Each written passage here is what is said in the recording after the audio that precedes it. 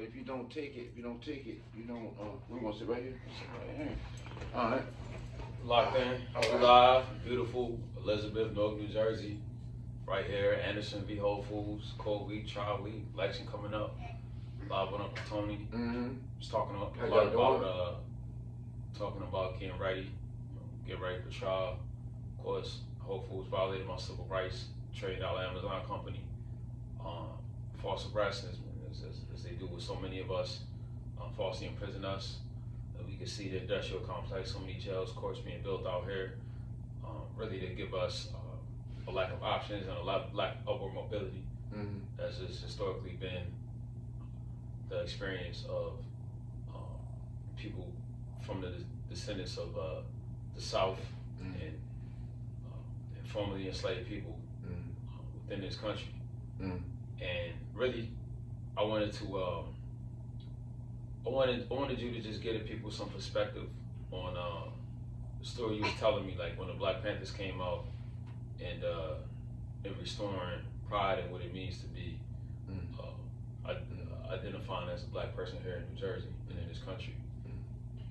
Well, like I say, like back in the '70s and the '60s, it was very, it was very a blessing to go to school. If you went to a high school, you would have a group of Black Panthers that would be lined up in black leather coats with their berets, and just like the military. And it was a lot of unity. You had strength, and mainly you had respect. You had respect from the students. You had respect from the teachers. Respected it.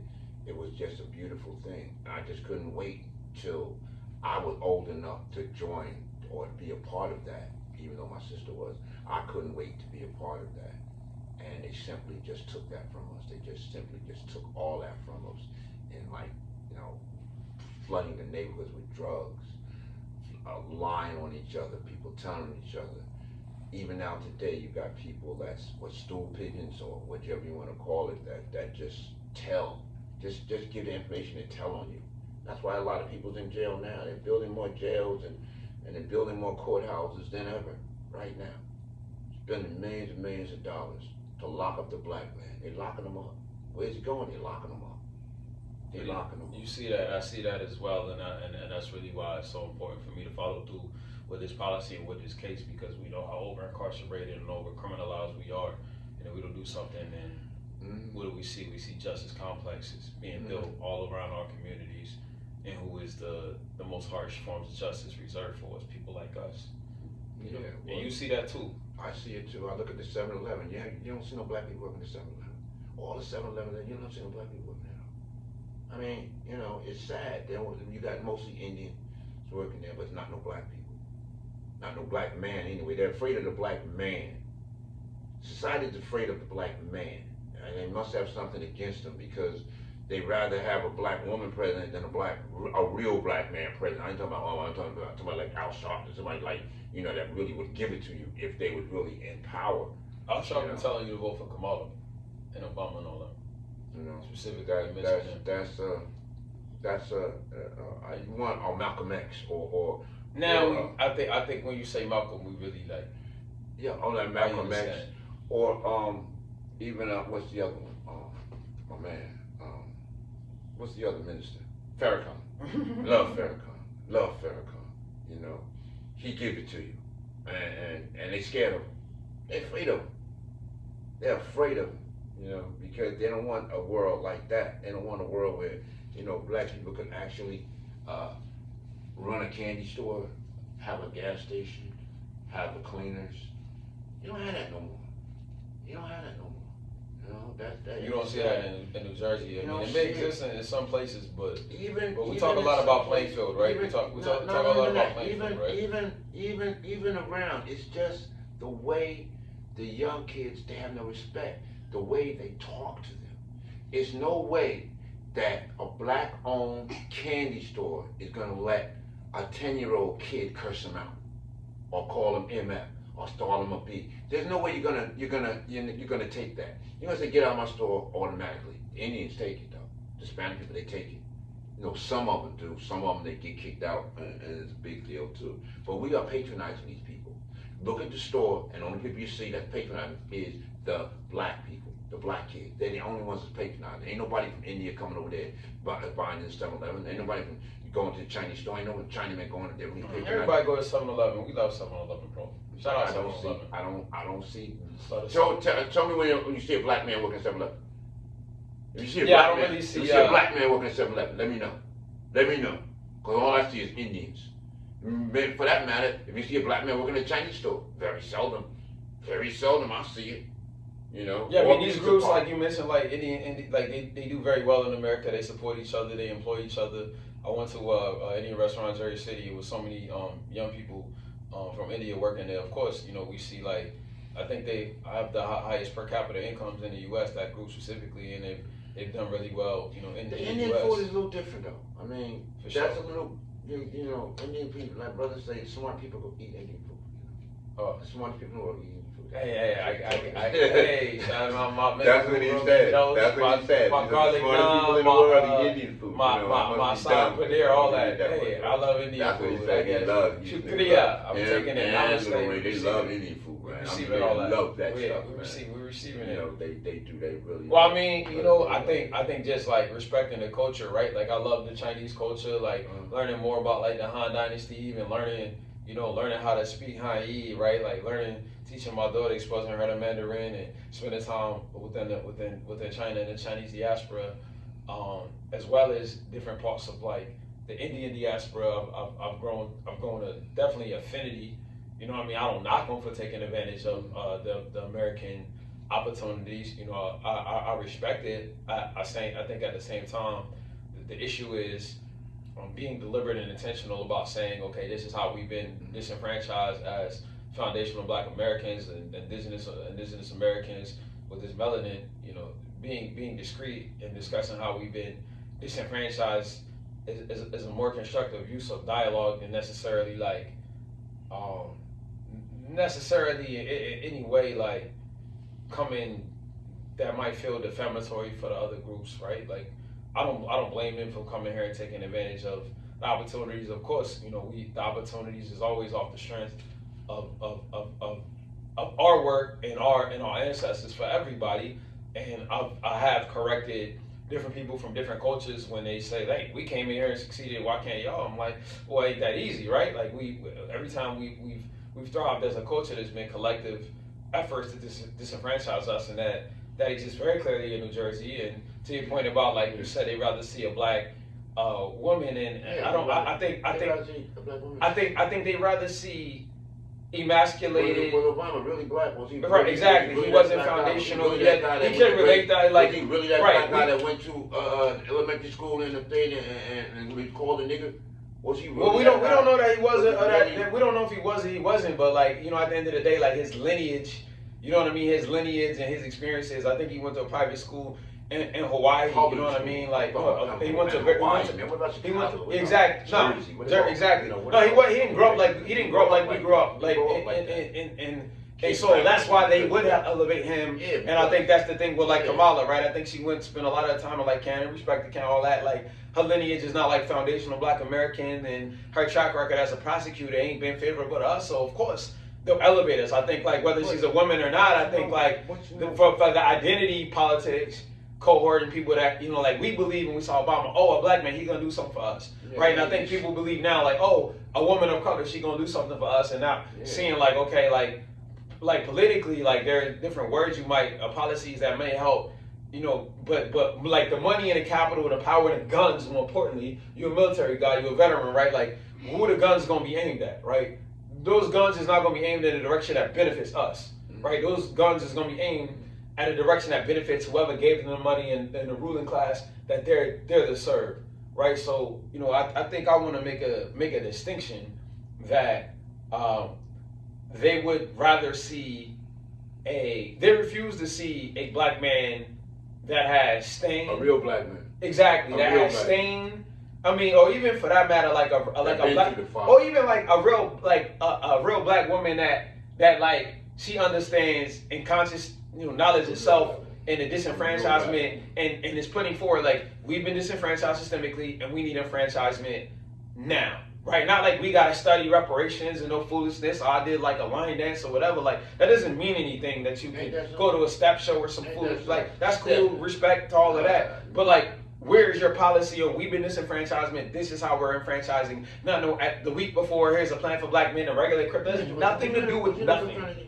Nothing to do with nothing. No, I'm not in. I'm not. I'm not. I never heard you say that. I never right. heard you say that. No, wasn't with that. No, I'm not. Yeah, I mean respect to it, but yeah, I think one of my homies, he was like, Mike, I can't see you like letting nobody hit you or yell at you. And just take I it. mean, I didn't understand that at the time. He's like, bro, I don't think you'll let somebody like. I mean, I'm sure everybody wants you to play. I'm sure people want you to play. Yeah, I mean, you wouldn't really have time for that. You really didn't. It's not that. It's just like, yo, like I feel like all of that to follow through with any of that. You know what I mean? And of course, I have many opportunities to join a lot of different groups, like white, black, like fraternities, societies, whatever. Have opportunities, but like I think that for a lot of reasons, I don't really fit the mold of like controllable.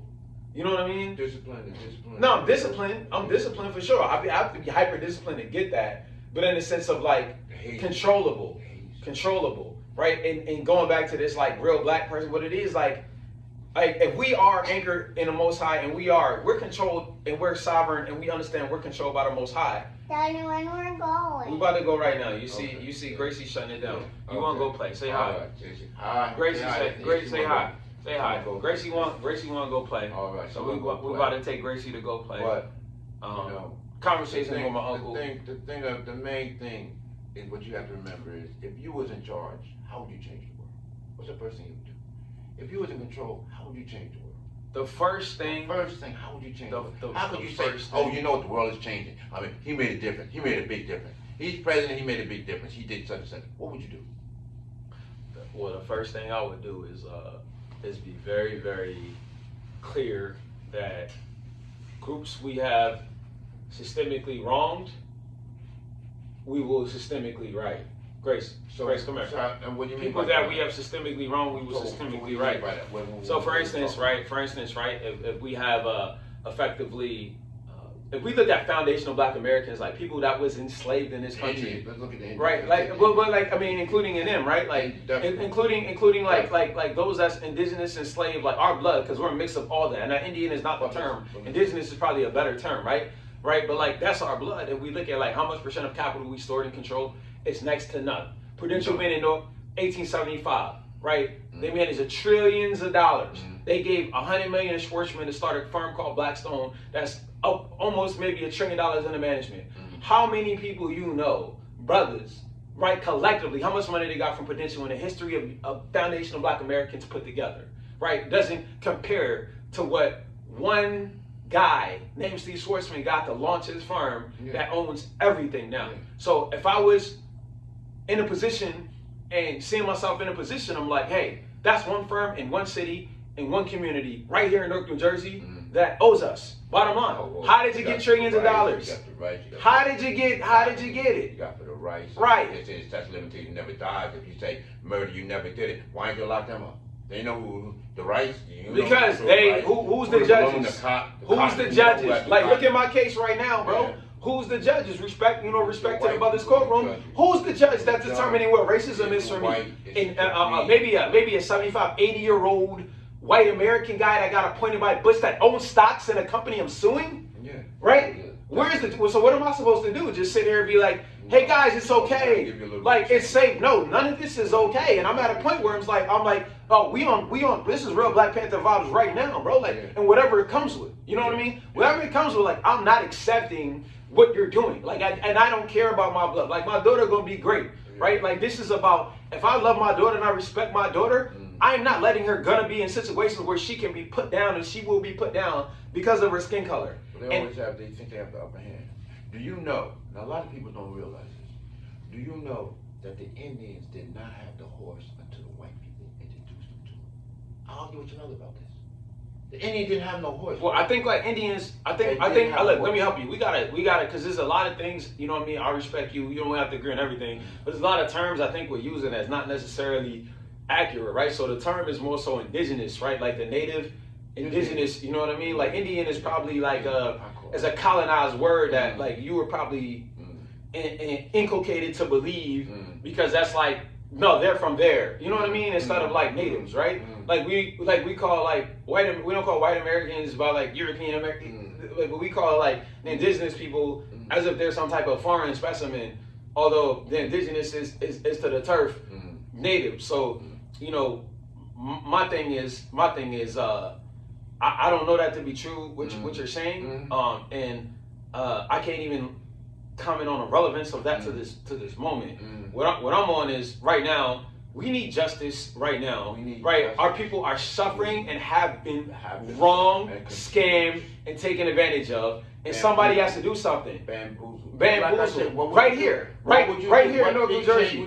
Bro, I'm going to court on Thursday, and I'm telling these people, yo. You need to give me money or blood. Okay, I need my money. Don't play with me. Right now, don't play with me because you've taken from me and you're taking from us. Right now, we make you president. What would you do? What change would you do? Right first now. Thing. First thing you do. I'm taking at least $1 trillion reparations right there. You've been wrong. Economic enfranchisement right there, and I'm doing that programmatically through what I call a black culture driven, hear me out. Black culture driven sovereign wealth fund, right? So at least $1 trillion programmatically being invested in companies, funds, right? In real assets that are stored by the people that have been wronged and enfranchise the people that have been wronged. That's what I'm on right here, right there today. Kamala not telling you that. She might study whatever, and that's who they want to promote. Somebody that might look like a black woman allegedly and say we can study this. Trump is definitely not going to tell you this, right? I'm telling you this. If I'm president right now, that's what I'm on. Right now, and that's why I probably have to leave America because I'm at a point where it's like, yo, I'm not going back down. I'm not like probably easy to be low and be quiet, but no, yo, y'all, justice has to happen. So what would you tell your army to do? What orders you give your army? Your commander in chief. What orders does your army have? What mission do you have for that? Stand down until further direction. I'm not telling them all this, like all of these fighting in these foreign wars, y'all coming home right now. Like all this, like we out there in Ukraine and beefing with Putin and them and that, and I told everybody, y'all coming home. We're not doing this. You were saying all you people. We're not doing this. I ain't gonna say all of them, but a lot of the intervention that we've been doing in Ukraine, right, and Palestine, Israel, whatever the state is, all of that, like, yo, no, y'all not about to die for this. Like, y'all not dying for that, right? And again, that's what all these people are on. Like, Kamala is like, they more concerned about being able, Israel having a right to defend itself. What if can we legally have guns in New Jersey? No. Like, you know what I mean? Like, no.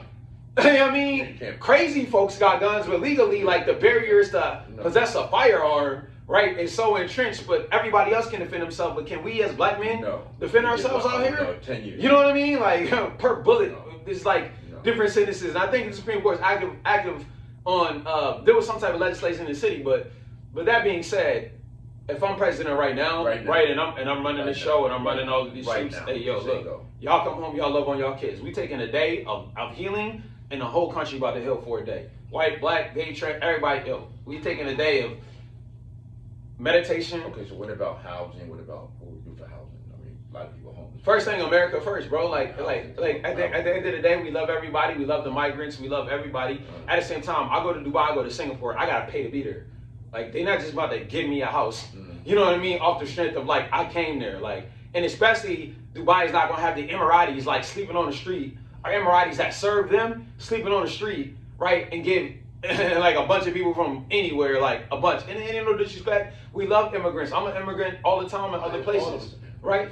We at the same time, in terms of housing, I believe we have to house our people, the American people, and a lot of my solutions would be America first in terms of America has to protect and provide for its citizens. Yeah, well, the thing that makes me sad is that, you know, that we couldn't be the police. We could not be the police, man. When? In the 1800s, we couldn't be the police. But now there's many black policemen, and I'm gonna be real, and a lot of them treat us worse than white policemen.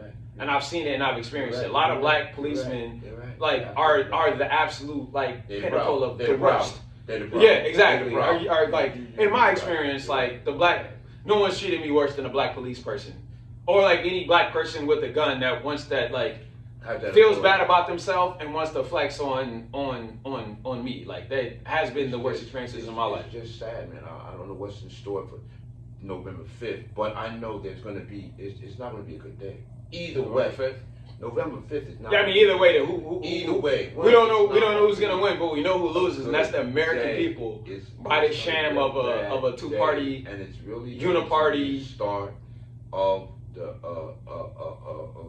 Civil War. What I feel like, what I see is, look, you can't build a skyscraper on mud and foolishness. And America is the tallest building in the world, and it's built on drifting an absolute foundation of sand. horrible mess, a cabal of a drudgery of foolishness. So if I was in the seat day one, I'm making whatever apologies and repentances to the Most High for the sins of my nation. Hear me out. Whatever apologies I need to make and whatever repentances and action about all my nation has done, I'm claiming responsibility. I'm not outsourcing it, saying I shouldn't be responsible for this. No, I'm taking responsibility for everybody got wrong and making a corrective, collective action in order to fix that across the board. Now, of course, my frame of mind right now, I'm talking about my experiences as an Afro-Indigenous, as a black, brown man in this country. That's my perspective. However, if we do the history, I'm sure we wrong people all over the world and wrong people from Nicaragua to Vietnam to, you know what I mean, name a country. I'm sure that our government has had a hand in some way disenfranchising people if it didn't fit in the agenda of a Reagan or a deep state or whoever, you know, was running the show at the time. So from my perspective, I'm in this seat right now from a militaristic perspective.